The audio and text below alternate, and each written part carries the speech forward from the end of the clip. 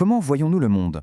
Ça a l'air d'être une question toute simple, et pourtant, la science qui se cache derrière est une aventure absolument fascinante. Alors bienvenue, on va plonger ensemble au cœur de la physique de la vision.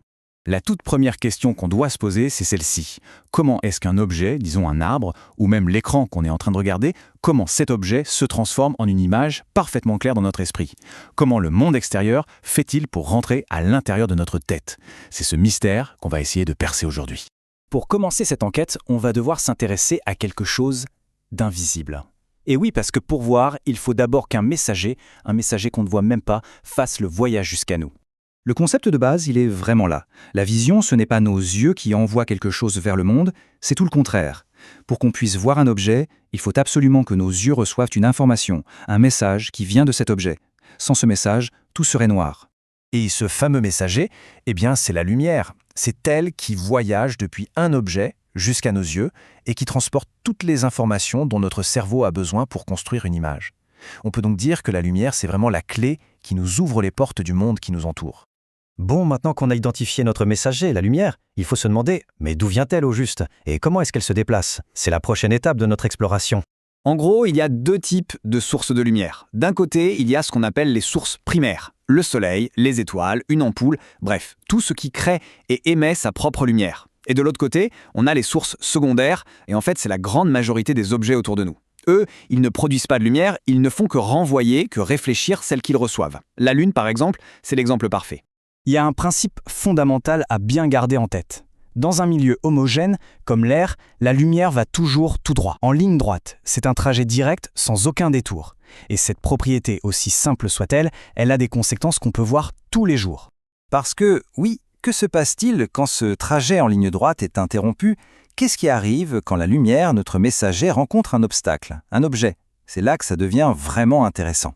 En fait, les objets peuvent interagir avec la lumière de trois grandes manières.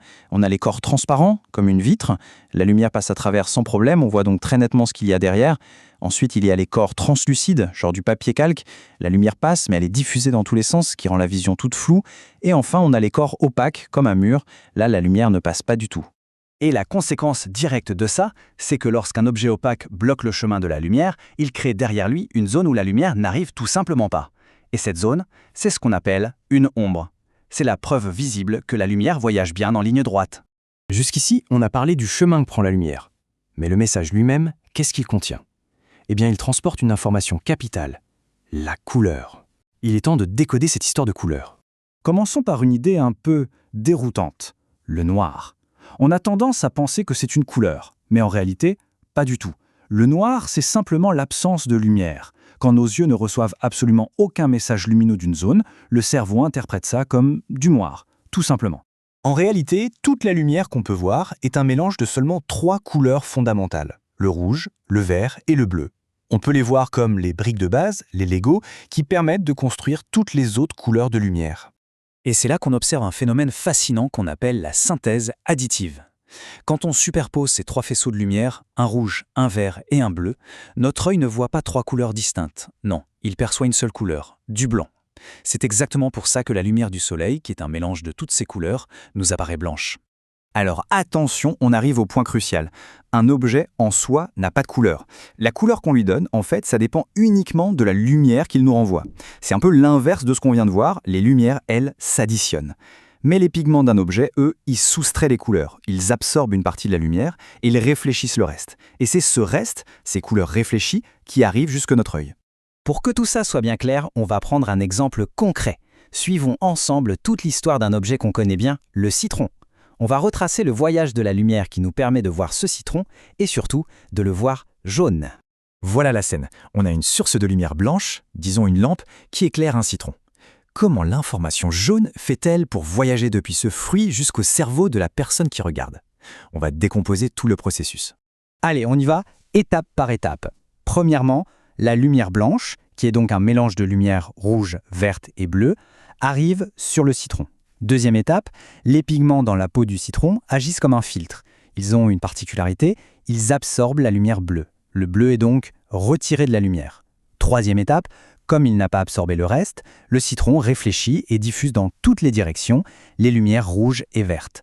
Quatrième étape, l'œil de l'observateur capte ce mélange très précis de lumière rouge et de lumière verte, Et enfin, l'étape 5, la magie finale. Le cerveau reçoit ce signal électrique de la part de l'œil et il l'interprète. Et pour lui, cette combinaison spécifique rouge plus vert, eh bien ça se traduit par la sensation que l'on nomme jaune. C'est donc un véritable travail d'équipe en fait. La lumière, c'est le facteur qui transporte le message. L'objet, lui, il modifie ce message en absorbant et en réfléchissant certaines parties. Et pour finir, la rétine de notre œil et notre cerveau collaborent pour traduire ce message lumineux et nous offrir l'image riche et colorée du monde qu'on connaît. Tout ceci nous amène à une dernière pensée, une question un peu vertigineuse. Si la couleur n'est pas une propriété de l'objet lui-même, mais juste une interprétation, une création de notre cerveau à partir d'un signal lumineux, alors à quoi ressemble vraiment le monde, en dehors de notre perception ?